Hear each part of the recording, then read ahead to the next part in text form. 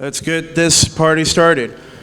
Who's familiar with this piece? Who knows what we're playing right now? Ignore the fact that it gives it away right here.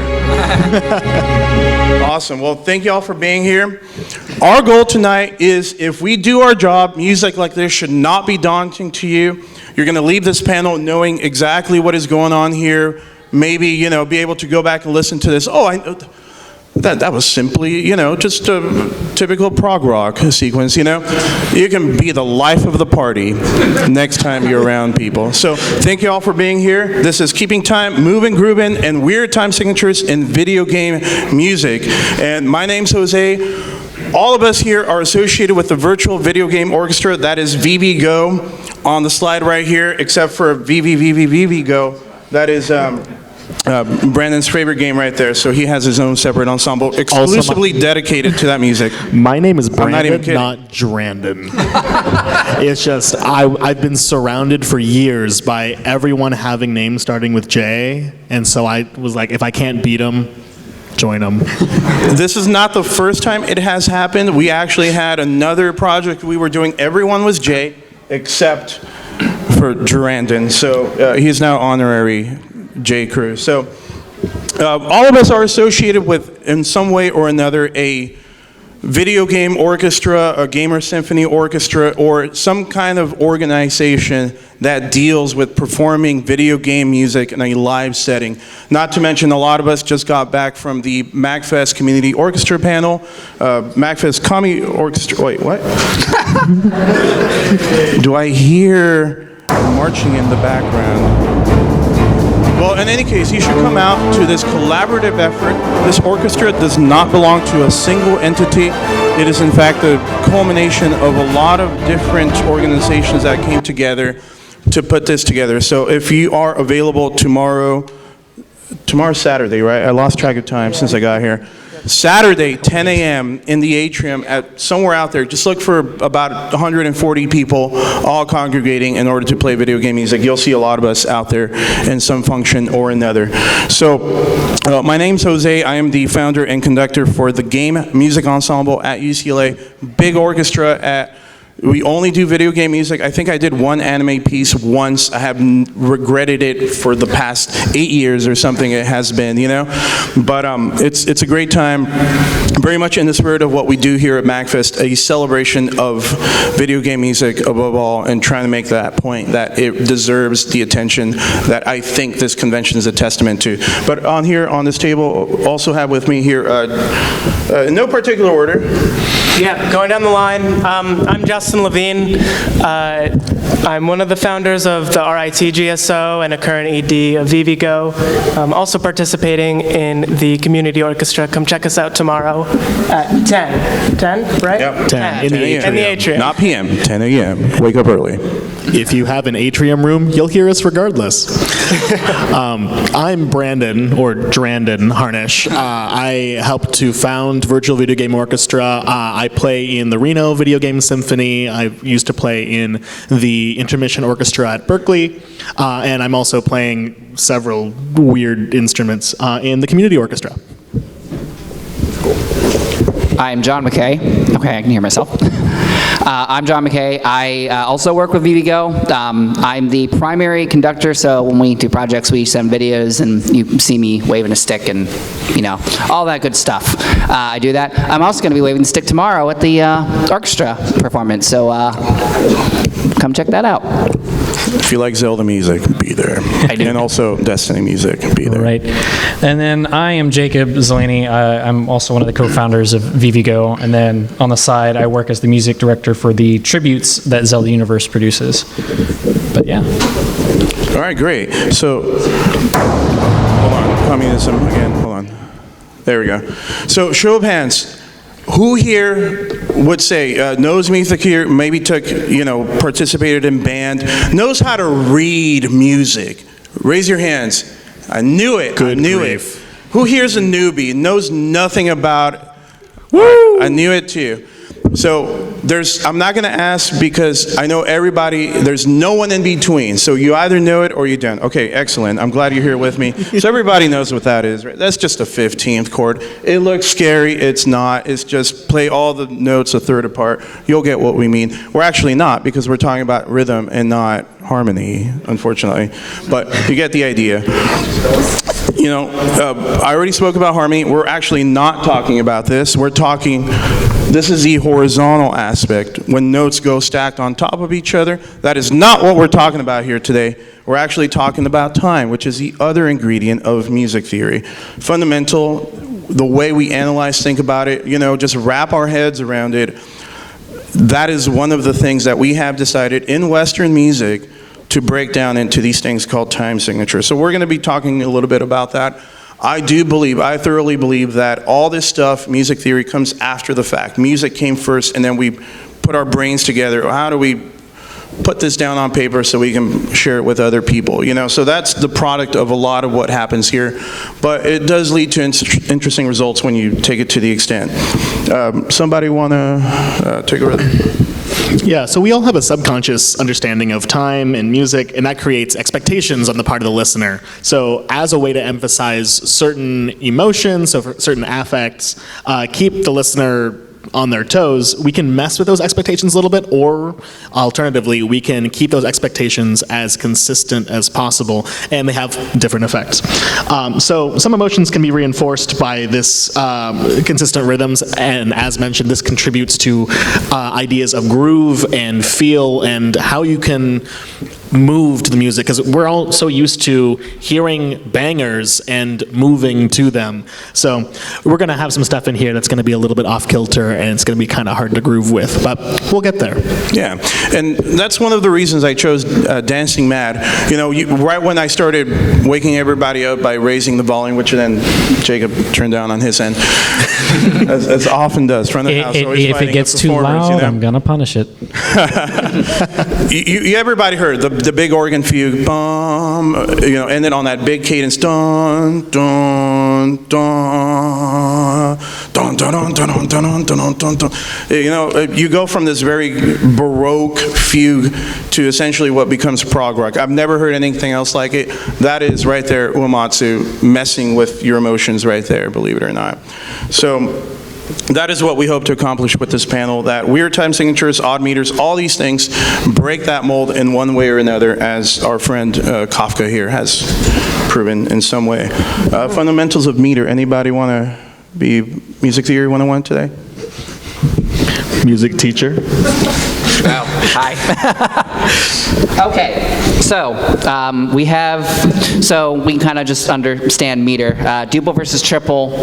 Duple, it sounds like what it is, 2 or 3. It's the way you basically divide each beat. So you have your 4 beats, and then duple is you have your 8th notes. Triple is your triplets and all that stuff. And then it also can apply a larger scale to the time signature, like 4/4, 3/4. That's the number of beats in the measure. 2/4 would be duple, you know, multiples of 2. 3/4, triple, multiples of 3. Oh, I got ahead of myself. Goodness. Simple versus. This is the extent as to which musicians can count, by the way. Everything else is a breakdown of 1, 2, 3, or 4. Yeah, we get to 5 and just. Going on, simple versus compound. So that's what I was starting to talk about. I got ahead of myself. So simple is subdivisions of 2. So you have a bar of 4/4, 1, 2, 3, 4, dot, dot, dot, dot, dot, dot, dot, 8th notes. That's your simple. Compound is like your 6/8, your 12/8, where you're have more complex things, as it were. So that's your 6/8, where you have, it's just 1, 2, 1, 2, da, da, da, da, da, da, da, da, da, da, da. And that's kind of how that is. So it's whether you can feel divisions of 2 or in 3. So it can happen within and also without. I don't know how I'm trying to say that, but yeah, it can happen within or it can happen externally. Well, remember what I said about this is just an attempt for for humans to put it all down on paper. And it turns out there's a lot of math involved, and sometimes the fractions and subdivisions don't neatly fit into those constraints in which we have put it in. And again, most people raise their hands. They know how to. Most of you know how to read music. You know what I'm talking about when you see those triplets, or beyond, 3/2 or whatever. That those are things that break that particular bar structure for that particular phrase. Yeah, the main idea here is that this is just kind of a language as a way to write it down on paper, but at the end of the day, it's something you feel, it's something you dance to, it's something that just is very natural, whether you know anything about music or not. Yeah. So which time signature are you? I don't know. I love 12/8. It's a dance in triplets. Anyway, that's a quiz you can take on Classical FM, by the way, so go ahead and do that afterward. So common time, let me just straight up, everybody knows this music. Let's play a few clips right here before we talk about it. Come on, internet, don't film me now. I know you can do it. Well, while we wait for this, everybody knows common time. It's so common that most composers just wrote a big C on the sheet music and called it a day, Everything that's 4/4, everybody knows this theme, right? 1,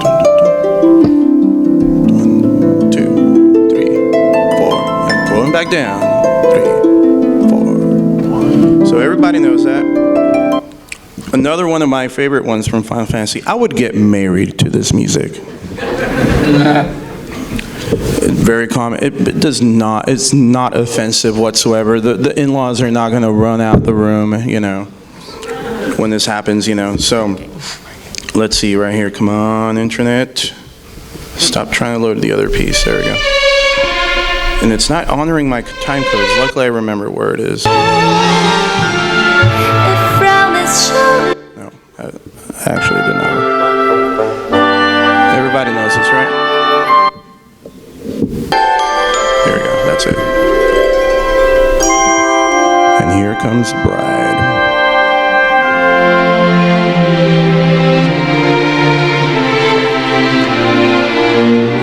You're all invited, by the way. And I don't think I have to play the other ones right here. Does anyone have any strong feelings if I skip KK? All right. So everybody knows that. I'm sorry. Oh, wait, they're both playing at the same time. How did that happen? Slideshow. All right, 3/4. We got any Octopath fans in the room? Yeah, what up? Just hold on a sec. This is the biggest buzz killer, this slow internet, I gotta say. It amps up the tension. Suspense, right? Antissa. Yeah. 1, 2. If one of these doesn't load in time, we're gonna have to start. Right, the 3/4, right? Most of these things are some kind of waltz. It's the most common type of 3/4. I'm a conductor, so oftentimes I have a lot of comments that have to do with how you perform this music. And most waltzes you conduct in one, so it's just 1, 1, 1, 1. And the reason that is, they're usually, if you do 1, 2, 3, 1, 2, 3, 1, you can't dance to that. We don't have 3 feet. We can't do that. Yeah, as a conductor, your arms get tired. That's not the groove of it. Most of these waltzes, they'll be conducted if they're truly a waltz, they'll be conducted in one. That's what I'm hoping to get to here. Oh my God, this is taking way too long. That's what I'm hoping to get to there. But the point is that it's a dance. All of it comes from like this emotion to have, most people, who here is familiar with polka music? Boom, cha-cha, boom, cha-cha. That's what polka music is too. It's just dance music for the folk, for the riffraff, for the commoners. We gotta dance. There we go. 1, 2, 3, 1, 2, 3. All right, next.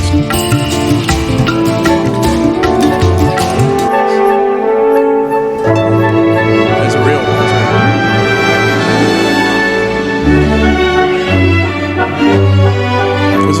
I love this one. This is royalty can have their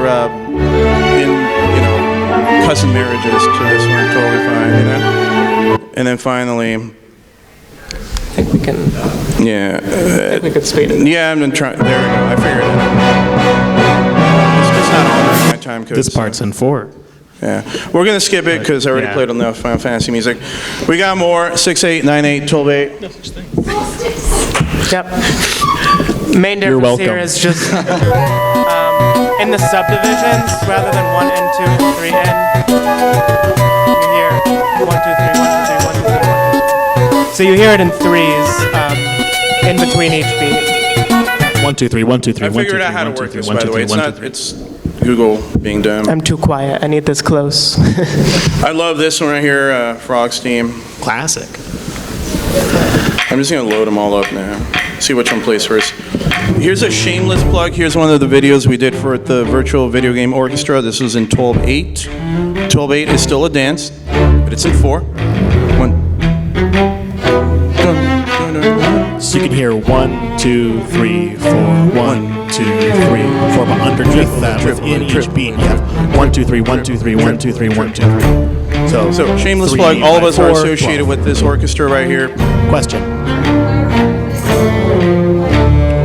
Oh yeah, pirate music's Odds are always they in are. 6/8, 12/8, that kind of thing. Yeah. Just music of the sea. Yes. What's the difference between 12/8 and swung 4/4? Well, swing is much more of a feel. It's not exactly triplets. It sounds like a lot of times it sounds like it is. So my answer to that is that swing has way less definition than that. But oftentimes swing will be written in 4/4 as a sort of triplet or as a dotted eighth, 16th kind of a thing to try pinning down more precisely what the rhythm should be. But if you're watching a jazz band, they're reading what look like straight eighth notes and they're just swinging them. Yeah, whereas going off the beaten path a little bit, for orchestra, there's a very good example of anything from West Side Story. If it's swung, it's not. It's in some kind of compound meter because orchestras are a little bit.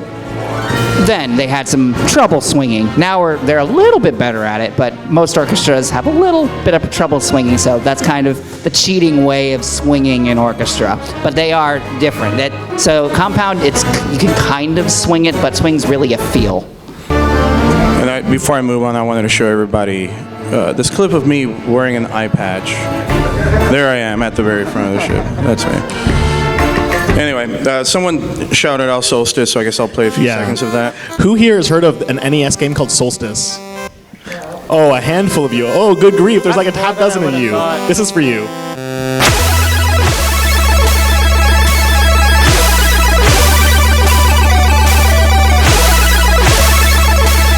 1, 2, 3, 4, 5, 6. 1, 2, 3, 4, 5, 6.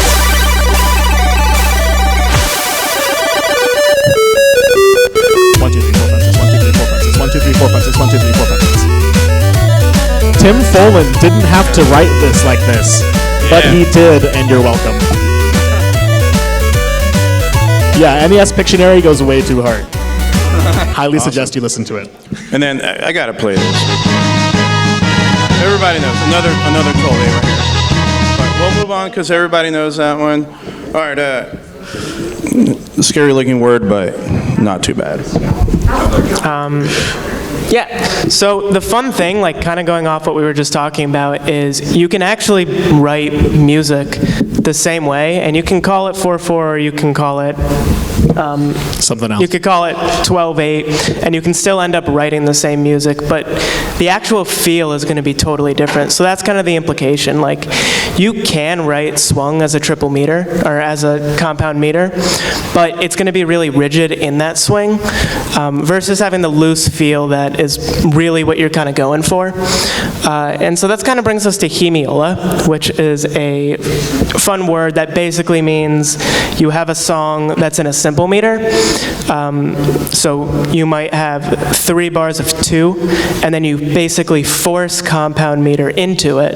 So then you have 2 bars of 3. And so what that does is it means that, if you hear something that's in 4/4, you're going to be expecting 1, 2, 3, 4, 1, 2, 3, 4. and you anticipate certain accents, but by forcing the other kind of meter into those measures, you're basically thrown off. There's a lot of different ways that this kind of tool can, make different feels. There's two main ones that we kind of want to highlight here. Which example are you going to show first? Zelda first. Okay, so the first example is basically consistently alternating between a simple and a compound meter, which basically means you're not rooted in anything. So you get this really exotic, really interesting feel that, can kind of go anywhere depending on what your mood is. So if you're listening, you have 1, 2, 3, 4, 5, 6, 1, 2, 3, 4, 5, 6. You can do that as 1, 2, 3, 4, 5, 6, 1, 2, 3, 4, 5, 6, 1, 2, 3, 4, 5, 6, 1, 2, 3, 4, 5, 6. So having some of it being triple, some of it in duple. Yes, question. Let us know after the panel and we'll see what we can do. Noted. We'll write it down. Let's Yeah, go I on love this tune. Fantastic track. Here's another great track. Which we'll be playing at the concert tomorrow That's right. with the composer. None other than Austin Wintory. Sounds amazing. We were just there. Don't miss it. 10 a.m. So in this case, rather than consistently alternating between the 2 and the 3, you have these moments ending the measure, or ending the phrases where the main beat is with 3s in the subdivisions, but then we end on 1, 2, 1, 2, 1, 2, 1, 2, 3, 1, 2, 3, 1, 2, 3, 1, 2, 3. And so what that does is, in this case, we end up going from 3s to 2s, so we kind of shorten those phrases. So at the end of each of the phrase, we have this rushed motif that keeps the energy up, it keeps it exciting because 3 to 2 is going to be shorter. And in the opposite, a lot of times you'll have something that's in a simple meter that then has compound hemiola built into it, which kind of elongates it and can make it feel a little bit drawn out, a little bit stressed and exaggerated, dramatic. Yeah, the effect here is that like changing your expectations, it serves to drive everything forward in this particular tune. And yeah, you can use that if you're writing music. You can use that and absolutely bring something new to the table that your listeners may not have expected, and that adds a little flair.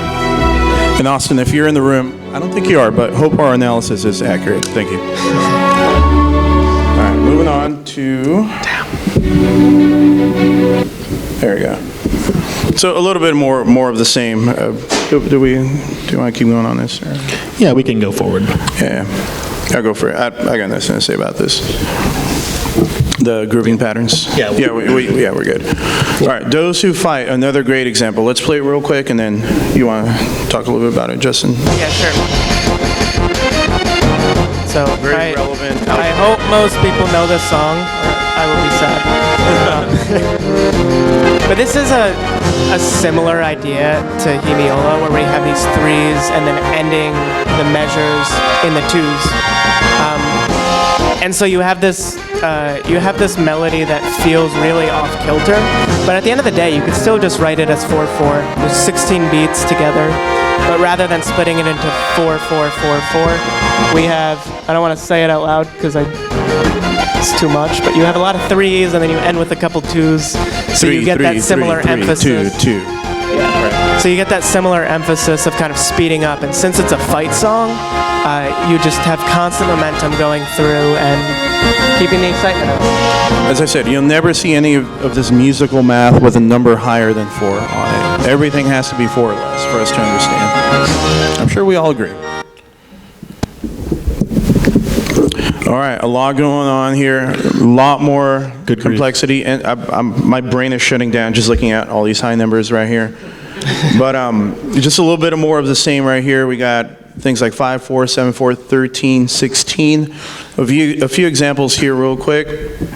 Any Darren Korb fans in the house? Yeah. I don't think he's here this MAGFest, but one of my favorite memories was jamming out with him down at the Jam Space by the atrium.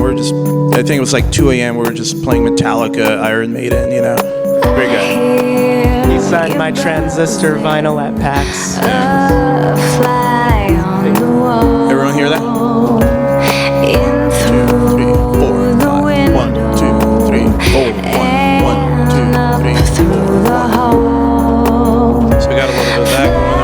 So the idea here is that you can just add 2s and 3s together in really whatever order you want and end up with something that sounds way different. Yeah.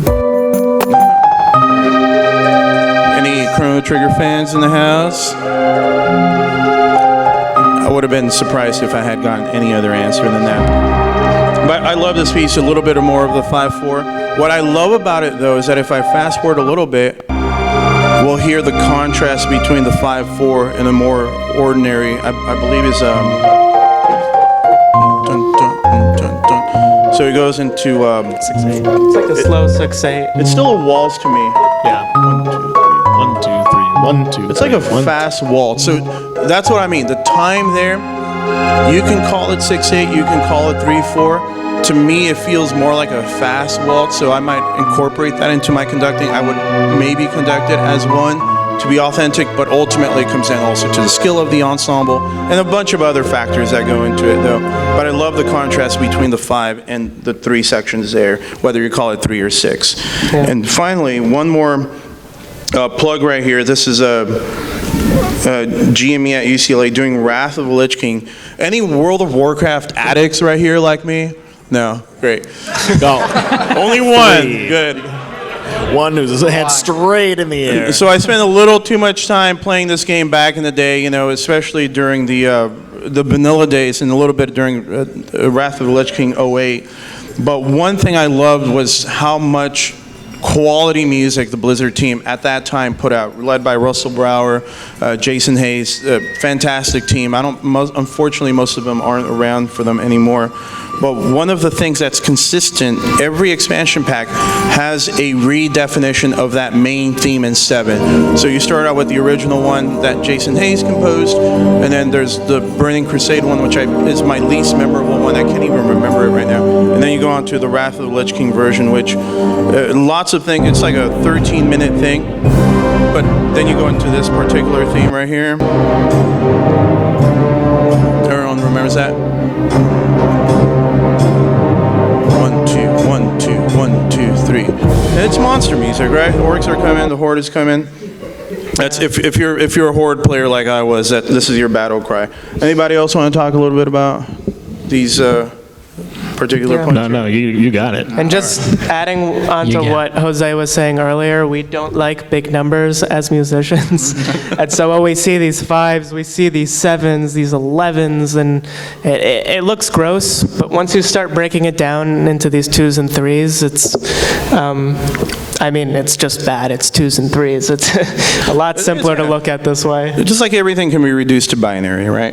But if you're anybody here from LA or the West Coast, flew all the way out here.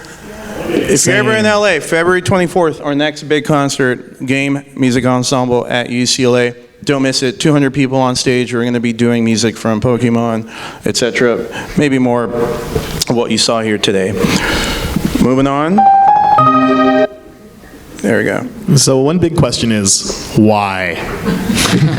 Like, why bother? So with these interesting time signatures, by adding these 2s and 3s, however you like, you can, well, first of all, change things up, leave some ambiguity in the feeling, leave the listener really having to pay attention to follow what's going on, which has its merit, and some people are just like, why even bother doing that? But depending on how it's used, it can often imply quirkiness, tension, uneasiness.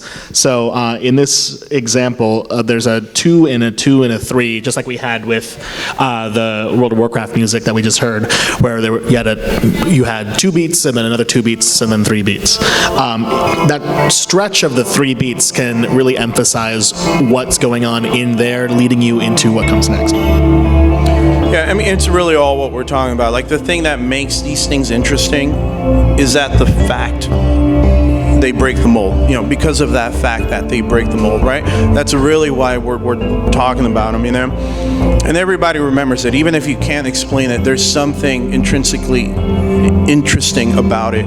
That's what a lot of these pieces are adding here. Castlevania. A little bit more of that 12/8 right there. 1, 2, 3, 1, 2, 1, 2, 0, 1, 2, 3, 1, 2, 3, 1, 2, 1, 2, 1, 2, 1, 2, 3, 1, 2, 1, 2, 1, 2. And it's never consistent. Keeps you guessing. Which is really nice. Speaking of never consistent, And here's a crazy one. You know, if you're a boomer like me, you actually, this is even before my time. What am I talking about? But this thing's crazy as well. It goes from 6/4 to 11/8 to 5/8 to 6/8 to 4/4 to 7/8. Who has time to keep track of all of that? Nobody. And here's the thing, too. And I dare say, as a kind of just overarching theme of what MAGFest and what GSOs and video game orchestras are all about, one of my, I think, pillars of the literature is that a lot of this music, including what we're listening to, the Contra music, was composed during the time where it was all written for computers. Composers had, sometimes it was like, oh, music, compose something for Nintendo or Capcom or whatever, Konami.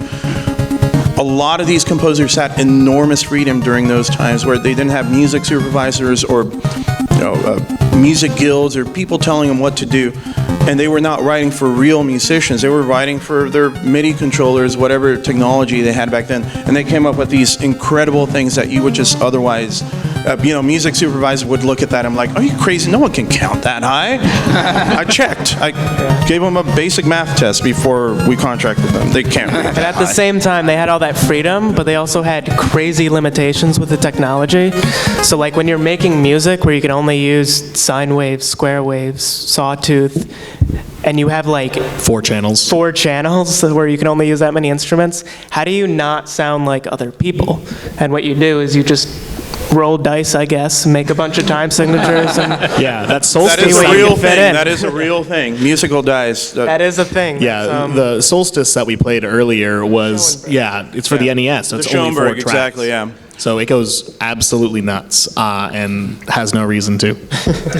All right, so again, the point of this panel is we're trying to find meaning on these wacky songs that kind of stand out. You can groove to them, you can, try to, but they force you to think about them a little bit more up here rather than just your standard 4/4, kind of pop song, So we picked 5 of our favorite pieces. I already talked a little bit about Dancing Mad at the start, hoping that by the end of our deep dives here, we'll get a little bit of more appreciation about it. But we'll spend a little bit of time on each of these, starting with, how do you pronounce that again? Saw's theme? I want to say Saj. Saj? Not entirely Something sure. like that, So let's listen to a little bit of it, and then, Justin, you want to take over this one? I like jazz, so I will always pick jazz songs. So this is a very fun, jazzy, offbeat kind of piece. If you look at it musically, it's kind of an 11/4, and what it does is it alternates between 5/4 and 4/4. And so you get 5/4 and 6/4. Like we said, we're not good at counting higher than 4. So it alternates between 5/4 and 6/4, and you have 1, 2, 3, 1, 2, 3, 1, 2. I can't do it. So you have a 3+2, followed by a 3+3. And so you're kind of playing the same melody in each of those measures, but you have one extra beat that second time, just extending it a bit, which is, it's not totally throwing you off your guard because it's repetitive in these groups of 2, but it's enough. Any fans of Adam Neely in the house? What does he always say? That repetition legitimizes thinking. So yeah. That's how you know it wasn't a mistake. Oh, they meant to do that, yeah. Totally. There's a Intent. funny joke in jazz that if you play something once, it could be a fluke, but if you play it again, it's a pattern. Yeah. The fun thing with jazz is I always say, like, compared to classical, rather than playing kind of chord structures and, like, really what you're doing is you're building, creating tension, and then finding ways to release it. And in a lot of ways, like, the tension of, like, having a 5/4 measure kind of gets released by then going into a normal 6/4. You have these 3s, and you're like, oh, this is just normal music now. And then they throw you off your toes again, and you just keep going back and forth. He's kind of like a lighter comic relief type of character, I believe, in a lot of ways, and just He's got a chocobo, tiny baby chocobo there. got a baby chocobo that lives in his Yeah, afro. of course, Kind of, but Yeah, Yeah, and a lot of, even 6/4, it might be an odd meter, but oftentimes a lot of rock music is in 6, but in reality it's just kind of like a long drawn out, triplet type 4, so not something we're unfamiliar with in terms of groove right here. Anybody else have anything to add to this one before we move on? If you really want to simplify it further, you could say there's 2, 3, 4 measures. The reason we wrote it this way is just to, exemplify what that difference is between the two phrases. Yeah, totally. All right, let's move on to, come on, Google. So next up was my tune that I threw in here called Winning Results. Who knows this listen tune? to all 30 minutes of this. Hey! So this is a different way of slicing up 11. So as if you had 10 beats and you cut it into 5 equal parts, each beat would have 2 subdivisions, right? The 2, 2, 2, 2, 2. Okay, now up to 10. On the middle one, the third one, if you add an extra one, that's what we got going on here. 1, 2, 1, 2, 1, 2, 3, 1, 2, 1, 2, 1, 2, 1, 2, 1, 2, 3, 1, 2, 1, 2. Yeah, it just does that the whole time. And trying to count this if you haven't heard this before, if it's your first time hearing this, nuts. Absolutely nuts. You're just like, what in Sam hell is going on? Has anyone played this music, like performed this music? Not a soul raises Even their I hand. have not been that courageous. Yeah. I was going to applaud whoever has, because oh my god, I've tried playing this before. Very, very difficult. Again, going back to, this was written not necessarily for real musicians to play, and yet people still try.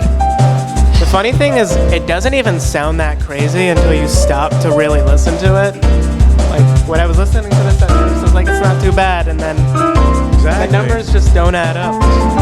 When we were putting this together, I'd be like, what's Mario Kart 64 doing here? Oh, wait, hold up, And I grew up with this game right here, and I think most of the time, by the time I was either commiserating that I'm a terrible kart player, or maybe I won for the first time. I didn't bother listening to the music. Maybe you that just closely. didn't get to the winning results screen enough. You got me there. You just kept hearing bum ba da bum ba ba da ba ba, and that was it. All right, moving on. The music of shame. All right. There we go. So here's one by Destiny.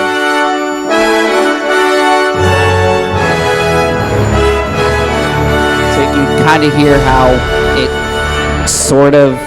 it kind of flows together in a certain way.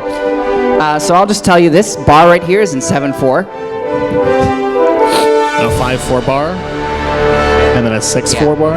We got the 6. He arranged it for the orchestra. Yeah, this is also, we're doing this for community orchestra.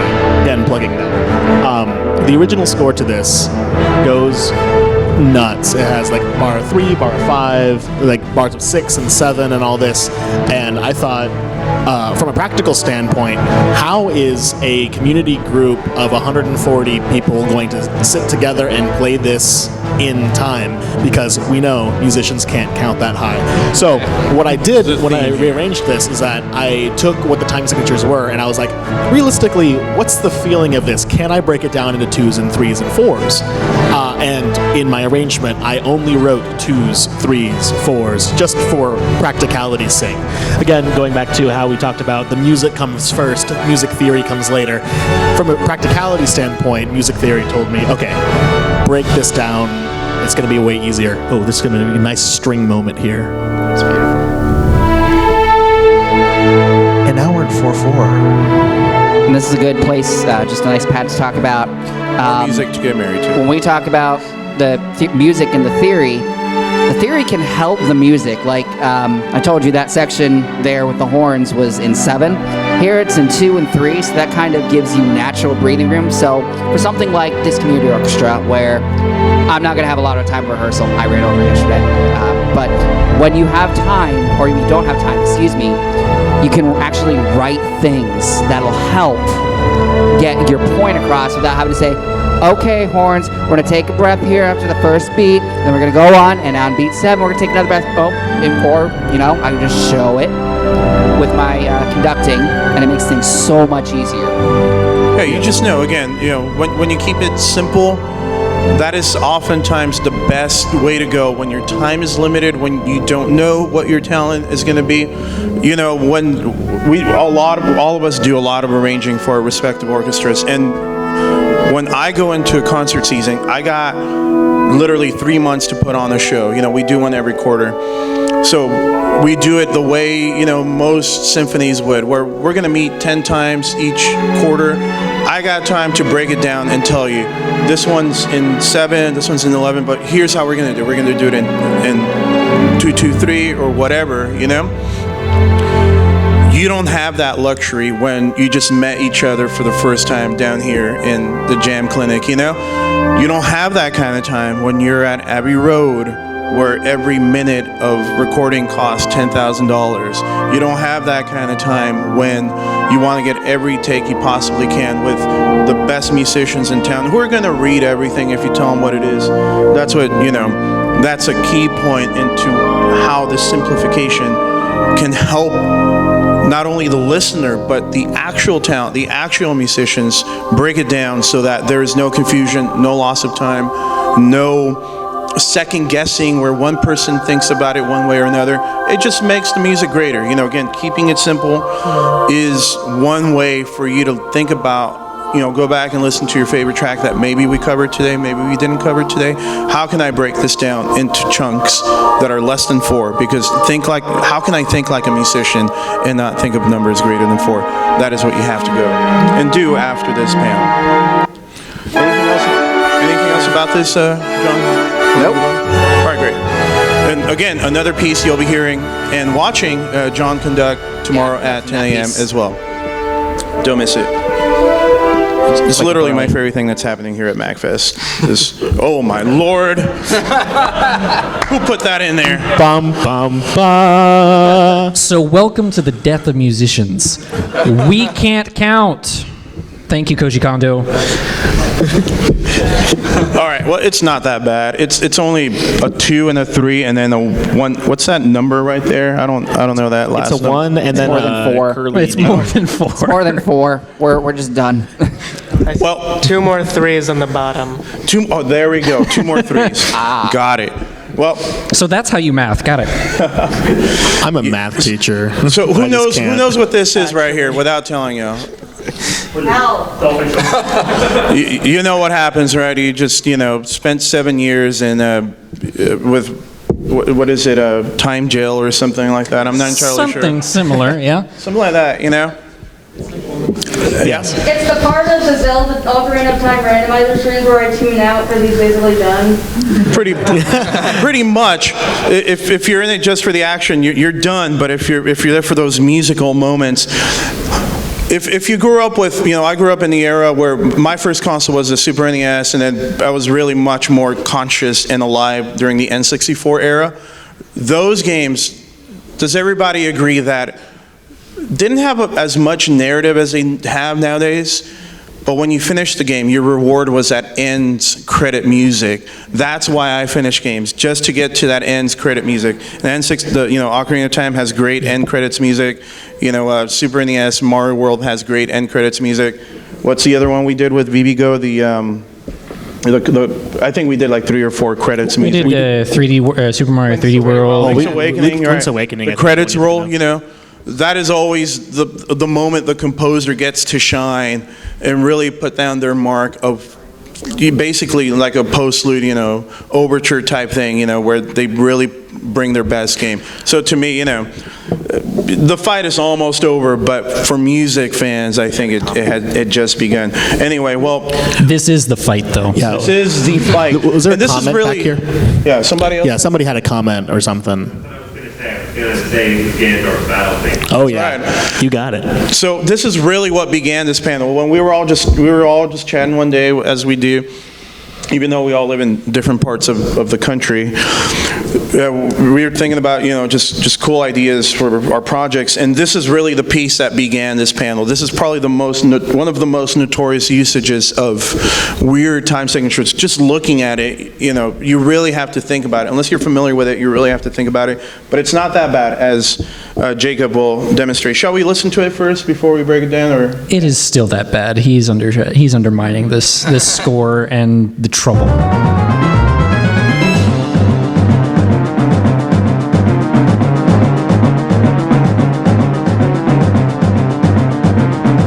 So as you'll see, I don't think any percussionist wants to play that.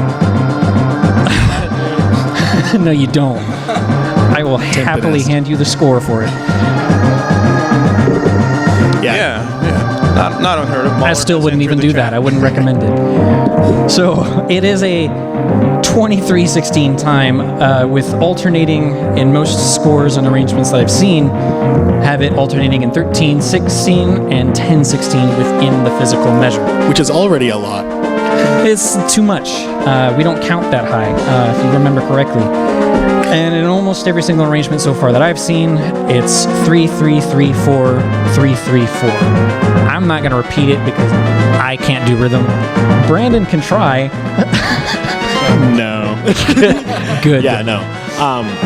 This is about as whack as it gets, because like the threes and the fours are going a really quick 1 2 3 1 2 3 1 2 3 1 2 3 4, right? Really quickly. So the more you listen to it, again, what do we say? Like, what did Adam immediately say? Repetition legitimizes. So the more that you listen to this, you're gonna be able to pick this apart the more that you dive in. The only easy part in this is probably the choir part, but even then, you still can't count crap. The easiest part in this is probably for the speed run, at least, just beating Ganon. I think there's a 4/4 part later in the song. No, at the very beginning, the first two bars, and that's Just it. that little intro, just to tease you. It's a teaser of you're screwed. It's so gross. It could get worse. It could be worse. I'm glad it stops here. But Koji Kondo did write it, but he didn't write it to be performed, but people still do.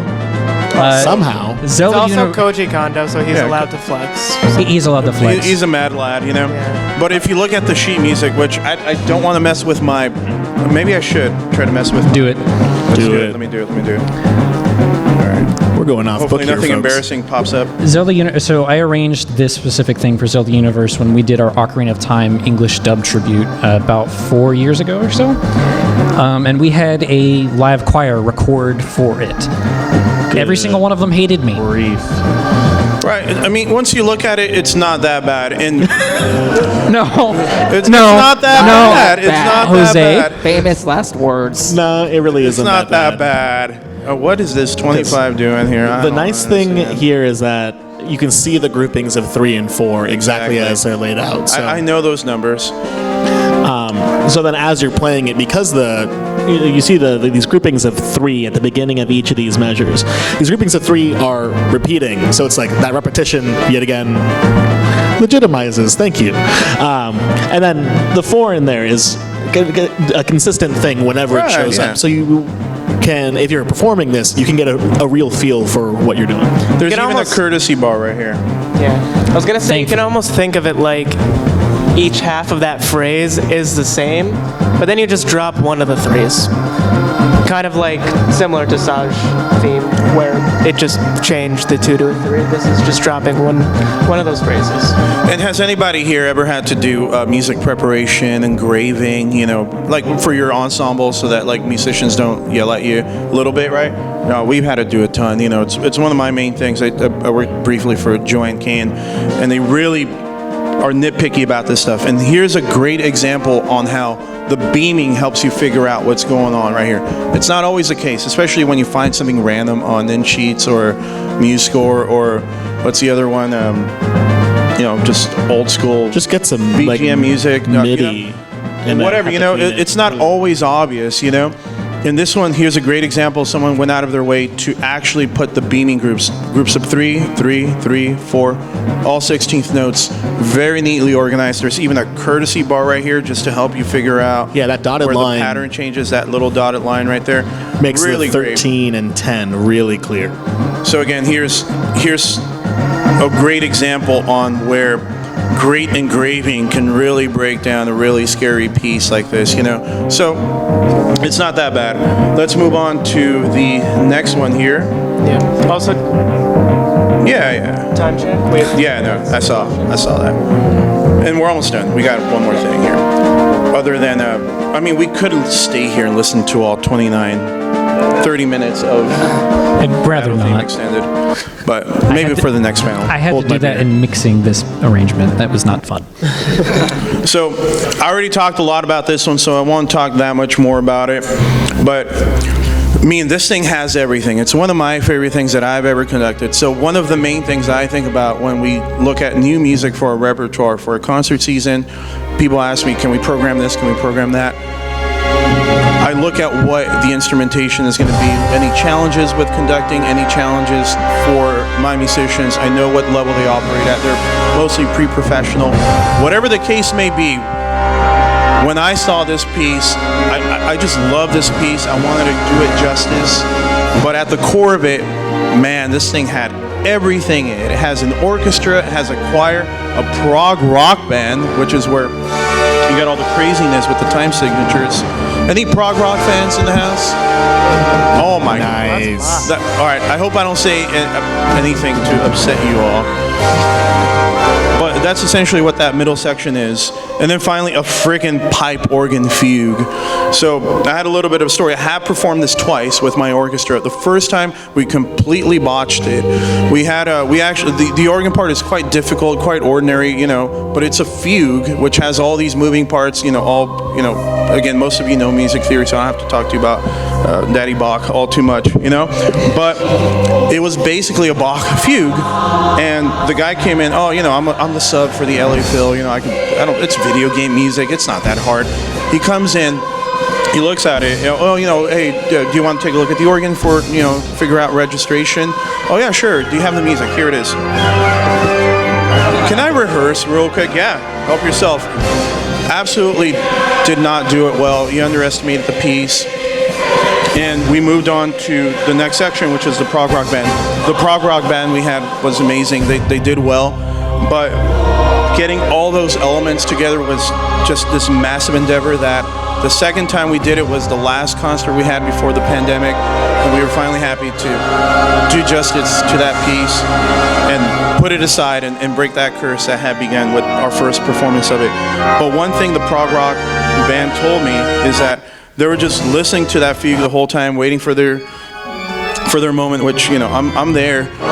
My job at that point is pretty easy. When there's a solo happening, I'm just doing that on stage, Well, what the leader of the prog rock band told me is that, man, I was so hyped up that I just started grooving. I felt that time. I wasn't even thinking about it in terms of 7 anymore. I was thinking about it in terms of groove, which is the entire point of this presentation, that you can put any number you want on it.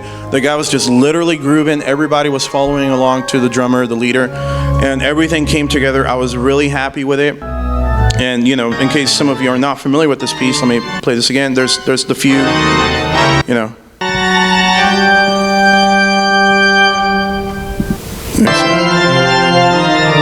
So, there's that crazy part right there with the multiple voice organ. And then finally into the...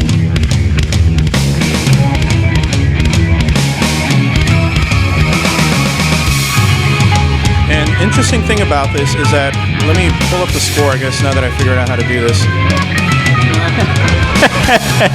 So this is a real score that I prepared for this concert.